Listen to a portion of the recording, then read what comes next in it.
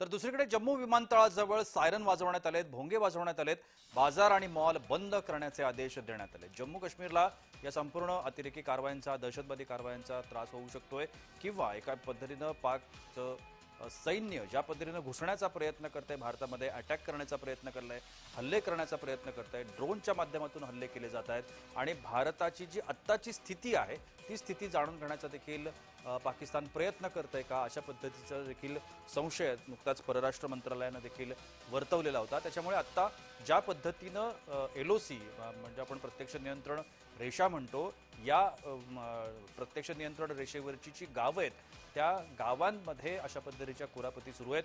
नागरी वस्त्यांवरती हमले करण्याचा, नागरिकांना घाबरवण्याचा, त्यांना मारण्याचा प्रयत्न पाकिस्तानकडून होतोय आणि हे भारताकडून खपवून घेतलं जात नाहीये।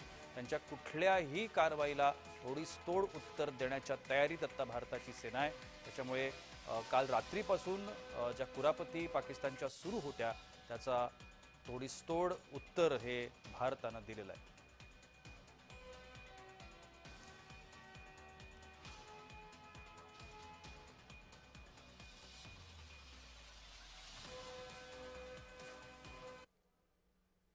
आपण अधिक माहिती घेण्याचा प्रयत्न करूया। आमचे पुण्याचे प्रतिनिधी रोहन कदम आता माझ्यासोबत आहेत। रोहन, ज्या पद्धतीनं आता पुन्हा एकदा कालची सिच्युएशन आपण सगळ्यांनी बघितली, जी परिस्थिती काल होती तीच पुन्हा आज निर्माण होते की काय, अशी शंका यावी, अशा पद्धतीच्या आता कुरघोड्या पाकिस्तानच्या पुन्हा एकदा सुरू झालेल्या आहेत। एकूणच काय सांगता येईल? गोष्ट आहे खरं तर पाकिस्ताननी काही वेळापासून उरीच्या काही भागामध्ये जी आहे ती गोळीबार करायला सुरुवात केल्याची माहिती जी मिळते। तशा प्रकारचे आवाज स्थानिकांनी ऐकल्याची देखील माहिती मिळते, कारण का काल देखील अशाच प्रकारे LOC वरती बेछूट गोळीबार जे आहे ते पाकच्या सैन्याकडून करण्यात आलेला होता आणि कदाचित आजच्या दिवशी देखील अशाच प्रकारची कुरघोडी जी आहे किंवा खोड जी आहे ती पाकिस्तानची अजून गेलेली नाहीये। जी त्यामुळे पाकिस्ताननी पुन्हा एकदा रात्रीच्या अंधाराचा फायदा घेत काहीतरी बेबनाव करण्याचा प्रयत्न जो आहे तो केला जाऊ शकतो आणि त्यामुळे जवळपास जम्मू काश्मीर असेल, राजस्थान असेल, पंजाब असेल, या 3 राज्यांमध्ये काहीसा बॉर्डरच्या भागामध्ये ब्लॅकआउट करण्याचे आदेश जे आहेत ते काल सारखे दिलेले आहेत। कारण का काल मिसाईल्स आपण ज्या आहेत त्या पाकिस्तानच्या पाडलेल्या होत्या, कारण का आपली रडार यंत्रणा अतिशय स्ट्रॉंग होती। जी S-400 या सगळ्यावरती चांगल्या प्रकारे ताबा जो आहे तो मिळवलेला होता। त्यामुळे जर का अशा प्रकारचा पुन्हा एकदा भ्याड हल्ला करण्याचा प्रयत्न आजच्या रात्री देखील पाकिस्तानने जर केला तर देखील आपली तयारी मोठ्या प्रमाणामध्ये केलेली आहे। कारण का काल देखील अचानक पाकिस्तान असे करेल असं वाटत नसताना देखील पाकिस्तानने केलं आणि त्यानंतर देखील आपण सडेतोड जबाब जो आहे तो पाकिस्तानला दिलेला आहे आणि आता देखील आपली पूर्णपणे तयारी जी आहे ती झाल्याची माहिती मिळते। जर का पाकिस्तानी कुरघोडी केली तर त्याच्यापेक्षा मोठं प्रत्युत्तर जे आहे ते पाकिस्तानला आपल्याकडून दिलं जाणार आहे। त्यामुळे पाकिस्तानने आता काहीच्या प्रमाणामध्ये उरीच्या भागामध्ये असेल किंवा जम्मूच्या भागामध्ये असेल, काही LOCचा भाग असेल, या भागांवरती गोळीबार करायला कदाचित सुरुवात केली असावी। कारण का स्थानिकांनी ज्या पद्धतीने सांगितलं होतं की उरीच्या भागामध्ये गोळीबार ऐकल्याचा आवाज जो आहे तो स्थानिकांनी केलेला आहे। त्यामुळे जर का गोळीबार अशा पद्धतीने पाकिस्तानची सैन्य जर करत असेल तर त्याला प्रत्युत्तर देण्यासाठी आपली देखील यंत्रणा सध्याच्या घडीला मोठ्या प्रमाणामध्ये स्ट्रॉंग असलेली पाहायला मिळते। नक्कीच रोहन, आणखीन एक महत्त्वाची गोष्ट जी सर्वसामान्य नागरिक आहेत त्यांच्यामध्ये एक भीतीचं वातावरण, त्यांच्यामध्ये एक दबावाचं वातावरण आपण म्हणूया की अशा पद्धतीची स्थिती निर्माण झाली आणि अशा पद्धतीची स्थिती जर आपल्या भागामध्ये ज्या ज्या ठिकाणी आपण राहतो आहोत त्या त्या ठिकाणी जर निर्माण झाली तर काय करायचं, अशा पद्धतीचा एक तणावाचा भाग याच्यामध्ये असतो। मात्र घाबरून जाण्याचं कोणतंही कारण नाहीये सर्वसामान्य नागरिकांनी, कारण ज्या पद्धतीनं आज पाकिस्तान या सगळ्या गोष्टी करतंय आणि ज्या पद्धतीनं आपण त्याला जशास तसं उत्तर देतोय तर आपण निश्चितच पाकिस्तानपेक्षा 10 पटीने नव्हे, जवळजवळ 100 पटीने आपण सक्षम आहोत या सगळ्या गोष्टी परतवून लावण्याकरता। अगदी बरोबर आहे। खरं तर आपण कालच जेव्हा आपल्याला हा सगळा धोका जेव्हा समजला होता त्यावेळेसच आपण काल आपल्या बॉर्डरवरची जी गावं आहेत, छोटी छोटी गावं आहेत, मग ती पंजाब बॉर्डरवरती असतील, राजस्थान बॉर्डरवरची असतील, या गावांना मोकळं करून तिथल्या लोकांना जे आहे ते जवळपास 50-60 किलोमीटर दुसरीकडे जे ते हलवलं होतं। कारण का ही छोटी छोटी गावं आहेत आणि कदाचित या छोट्या छोट्या गावांना जर का पाकिस्तानच्या बाहेर सैनिकांनी लक्ष केलं किंवा पाकिस्तानी तिथे जर का मिसाईल टाकण्याचा प्रयत्न रोहन केला रोहन मी तर तुम्हाला मात्र जरासं थांबवतोय। उरीमधनं काही विज्युअल्स आपल्याकडे आले, तुम्ही सोबत राहा। उरीमधनं काही विज्युअल्स आपल्याकडे आले ज्याच्यामध्ये आपल्याला गोळीबाराचा आवाज ऐकायला येतोय। यस, क्लाउड के बीच में आप जो देख रहे हैं ना, धुआं अभी यहाँ पर गिरा जस्ट नाउ।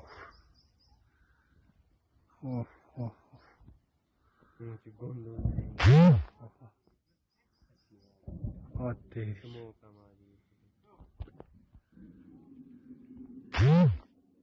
फोन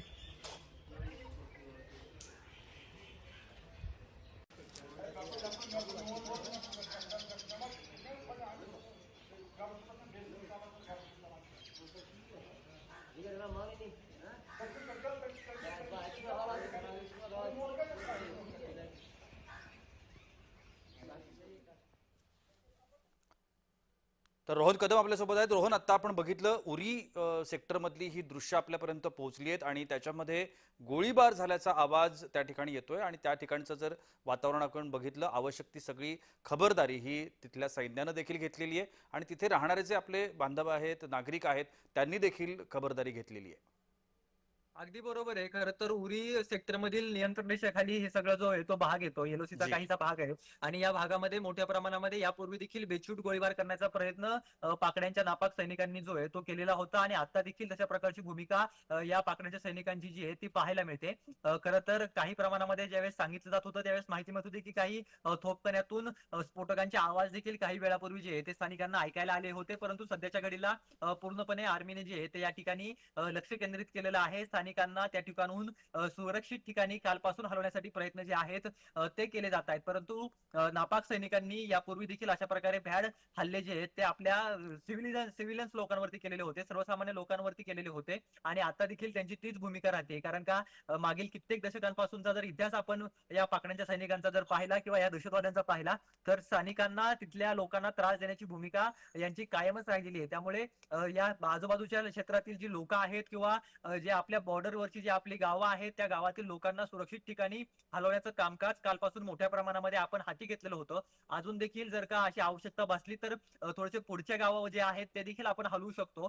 परंतु सध्याच्या घडीला आपले रडार यंत्रणा मोठ्या प्रमाणामध्ये काम करतायत. S-400 मोठ्या प्रमाणामध्ये सक्सेसफुली जे यशस्वीरित्या जे ते काम करताना आपल्याला पाहायला मिळाले. कारण का जे मिसाईल पाकड्यांनी पाठवलेले होते ते सगळे मिसाईल पाडण्यामध्ये यश जे आहे ते S-400 ला मिळालेलं आहे आणि त्यामुळे जर का अशा पद्धतीने अजून देखील मिसाईल जर पाकिस्तान पाठवत असेल, कारण का जवळपास सगळे मिसाईल जे आपण पाडलेले पाहायला मिळतो त्यातले अनेक मिसाईल जे आहेत ते चीन बनवटीचे पाहायला मिळत आहेत आणि हे सगळे चीन बनवटीचे मिसाईल जे आहेत ते आपण वेळोवेळी पाडलेले आहेत आणि आज देखील जर का पाकिस्तान लोकांनी किंवा पाकिस्तानच्या सैन्याने अशा प्रकारची भूमिका घेतली, अशा प्रकारचे मिसाईल जर पाठवले तर देखील आपली रडार यंत्रणा जी आहे ते आणखीन आजच्या दिवशी स्ट्रॉंग झालेली आहे. आणखीन मोठ्या प्रमाणामध्ये उत्तर जे आहे ते आपण देऊ शकतो. त्याचबरोबर आपल्या तिन्ही दलाच्या प्रमुखांची आज बैठक झालेली आहे. राष्ट्रीय सुरक्षा सल्लागार असणारे अजित डोवाल यांची बैठक झालेली आहे आणि त्यांच्या माध्यमातून देखील कालपेक्षा जास्त पॉवर जी आहे ते आपल्या आजच्या दिवशी लागू शकते. जर का पाकिस्ताननी तशी कुरघोडी केली तर त्यांना तसं प्रत्युत्तर आज कालच्या पेक्षा मोठ्या प्रमाणामध्ये आजच्या दिवशी मिळू शकतं आणि हे पाकिस्तानला चांगलंच माहिती आहे. भारतासमोर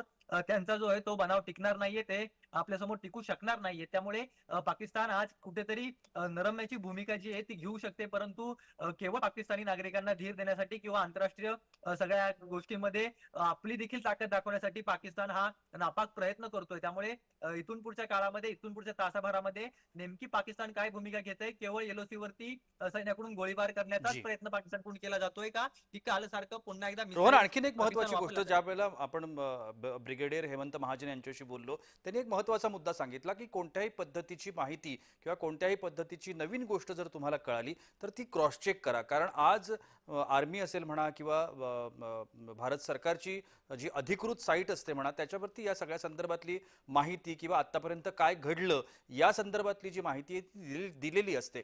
आपण सोशल मीडियाच्या काळामधले आहोत. सोशल मीडिया खूप प्रभावीपणे आता काम करतोय आणि यामध्ये काम करत असताना अनेक अफवा पसरवण्याचे काम करत असतात, ज्याला आपण समाज विघातक कृत्य म्हणतो, अशा पद्धतीची कृत्य होत असतात. त्यामुळे लोकांनाही अलर्ट राहायला पाहिजे आणि जर आपल्याला खरंच कुठे वाटलं की हे असं घडलं असेल का किंवा अशी शंका आली तर आपण त्या अधिकृत साईट्सवरून या सगळ्याबाबतची योग्य ती माहिती मिळवली पाहिजे. अगदी बरोबर आहे. खरं तर विविध माध्यमातून मोठ्या प्रमाणामध्ये व्हिडिओ जे आहेत ते वेगवेगळे शेअर केले जात आहेत आणि ते व्हिडिओ सोशल मीडियावरती पसरवले जात आहेत. नेमके ते व्हिडिओ आत्ताच्या आहेत की खूप वर्षांपूर्वीचे आहेत याची देखील पुष्टी कोणीही करत नाहीये. परंतु ते व्हिडिओ सोशल मीडियावरती पसरवले जातात आणि त्यातून नागरिकांना जे आहे ते भयभीत करण्याचा प्रयत्न केला जातोय. आपण काल देखील अशा प्रकारचे सोशल मीडियावरचे 8,000 अकाउंट जे आहेत ते भारत सरकारने डिलीट केलेले होते. आज देखील जर का अशा प्रकारचे काही घडामोडी घडल्या असतील आणि जर का सोशल मीडियावरती अशा प्रकारचा भ्रम कोणी पसरवला जात असेल तर ती देखील खाती जी आहे ते केंद्राकडून बंद केली जाऊ शकतात. बरोबर. त्यामुळे अधिकृत जे आपली केंद्रीय यंत्रणा किंवा आपल्या मिलिटरीचे अधिकृत, आपली सुरक्षा यंत्रणेचे अधिकृत जे अकाउंट्स बरोबर. आहेत त्यातून वेळोवेळी प्रेस रिलीज नक्कीच. केली जात आहे, त्यांच्याकडून नक्कीच. माहिती दिली जात आहे आणि जी. त्यावरतीच विश्वास ठेवावा अशा प्रकारचं मत देखील नक्कीच, नक्कीच. मांडलं जात आहे. त्यामुळे नागरिकांनी भयभीत न होता जी. घरामध्ये सुरक्षित राहून सोशल मीडियाच्या बातम्या न पाहता नक्कीच. टीव्हीवरती अधिकृत ज्या बातम्या दाखवल्या जात आहेत नक्कीच, त्यावरती नक्कीच. विश्वास ठेवा अशा प्रकारचं आव्हान जी. सगळ्याच यंत्रणेकडून जे आहे ते सध्याच्या घडीला केलं जात आहे. नक्कीच. धन्यवाद रोहन, आपण दिलेल्या या विस्तृत माहिती करता. वळूया पुढल्या बातमीकडे. पंजाब आणि राजस्थानच्या सीमांवर अंधार पसरलाय. भारत पाक युद्धाच्या पार्श्वभूमीवरती त्या ठिकाणी ब्लॅकआउट करण्यात आला. अतिशय महत्त्वाची बातमी आपण पाहतो आहोत. जम्मूच्या काही महत्त्वाच्या भागांमध्ये हा ब्लॅकआउट करण्यात आलाय. त्या ठिकाणच्या सर्व गावांमध्ये अंधार पसरलाय. ज्या पद्धतीनं काल संध्याकाळी पाकिस्ताननं कुरापती करायला सुरुवात केली होती, त्याच पद्धतीनं आजही त्यांनी काही कारवाया करायला सुरुवात केली आहे, कुरघोड्या करायला सुरुवात केली आहे. आणि त्याचा अंदाज आल्यामुळं भारतीय सैन्यानं या जो नियंत्रण रेषा आहे त्या ठिकाणच्या गावांमध्ये हा ब्लॅकआउट केलेला आहे.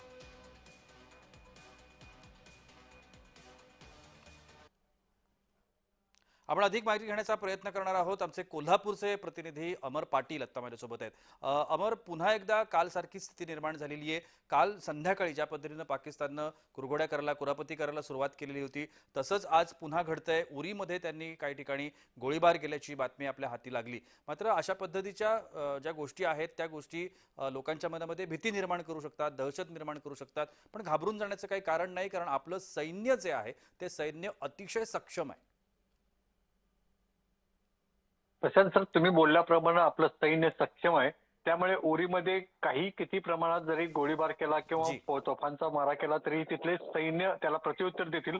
काल रात्री यावेळी ह्या तासाभरानंतर ज्यावेळा उरीच्या सीमेच्या पलीकडे ज्यावेळा युद्धाची स्थिती चालू झाली आणि गोळीबार आपल्या सैनिकांनी केला, त्यावेळा ठरलं होतं की पंजाब आणि जम्मूमध्ये थोडाफार ब्लॅकआउट करायचा आणि संध्याकाळी ब्लॅकआउट करून त्या प्रत्येक ठिकाणच्या नागरिकांना योग्य ठिकाणी सरकारनं त्यांना बंकरमध्ये नेलेलं आहे. जी. त्यांची व्यवस्था व्यवस्थित केली आहे. त्यामुळे कितीही पाकड्याने असेल किंवा युद्ध भूमीवर जर गोळीबार केला तर कोणत्याही नागरिकाला दुखापत होणार नाही याची काळजी आपल्या सैन्याने घेतलेली आहे. प्रशांत सर, नक्कीच. आणि अशा पद्धतीची सावधानी जशी सैन्यानं घेतलेली आहे तशी एक सजग नागरिक म्हणून आपण सगळ्यांनी सुद्धा काळजी घेणं हे अत्यंत महत्त्वाची गोष्ट आहे. आपण आज सोशल मीडिया, मी आत्ता रोहन कदम यांच्याशी पण बोलत होतो त्यावेळेला त्यांनाही पुण्यामध्ये त्यांनी त्या पद्धतीच्या बातम्या सांगितल्या की कशा पद्धतीनं लोक उगाचच सोशल मीडियाचा गैरवापर करतायत, त्याच्यातून अफवा पसरतायत.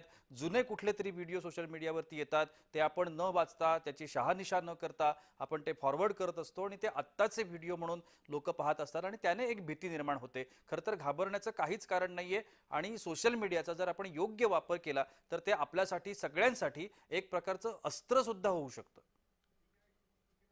प्रशांत सर, तुम्ही सांगितल्याप्रमाणे किंवा मी रोहनचंही ऐकलं, जी. 8,000पेक्षा जास्त ट्विटर अकाउंट हे डिलीट मारलेले आहेत आणि बंद केले आहेत. त्याचबरोबर भारत सरकारनं आणि सर्व प्रशासकीय अधिकाऱ्यांनी, आपण ज्यांच्याविषयी मी कालपासून बोलतोय त्यांनी सांगितलं होतं की कोणत्याही व्हॉट्सअपवर आलेल्या किंवा ट्विटरवर आलेल्या कोणत्याही गोष्टीवर लगेच विश्वास ठेवू नका.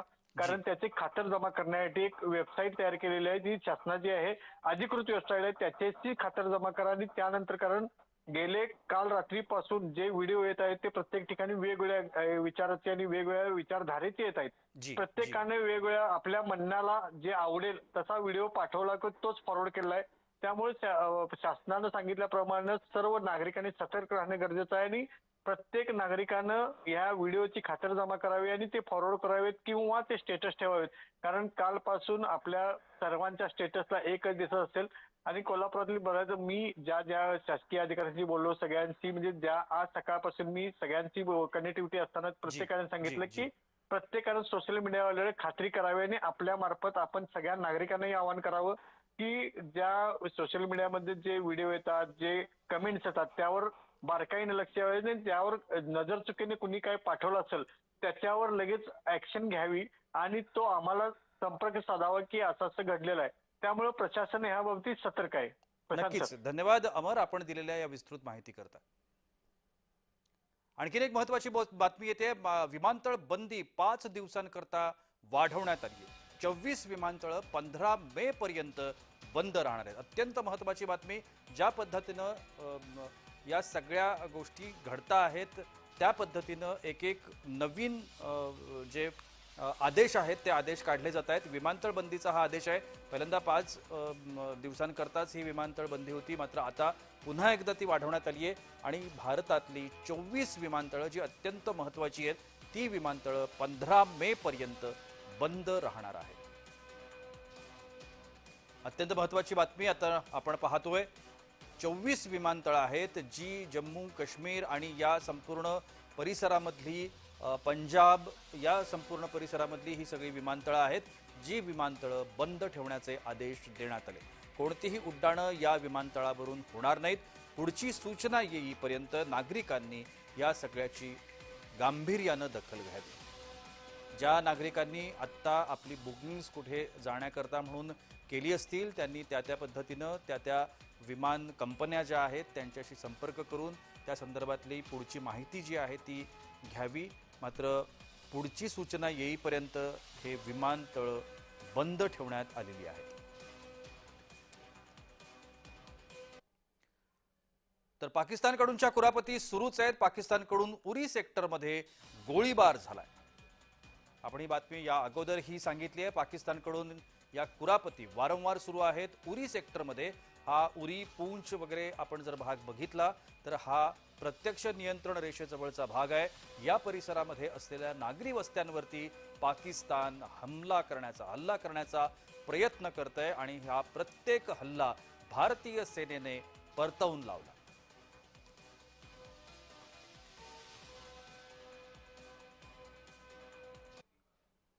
त्या उरी इथल्या या घटनास्थळावरून माहिती देत आहेत आमचे विशेष प्रतिनिधी जुनैद मुख्तार.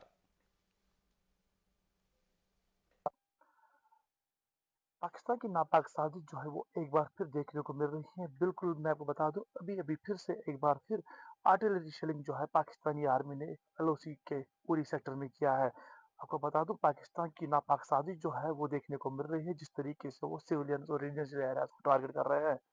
हैवी शेलिंग जो है वो लगातार जारी है, जिसका भरपूर तौर पे सेना के जवान उनको दे रहे हैं। आपको बता दूं, लाइन ऑफ कंट्रोल पे इसका तनाव वाला माहौल जो है वो देखने को मिल रहा है और आर्मी के जवान जो है वो भरपूर तौर पे पाकिस्तानी आर्मी को जवाब दे रहे हैं। ग्राउंड जीरो से जय महाराष्ट्र के लिए मैं शाहजुन है।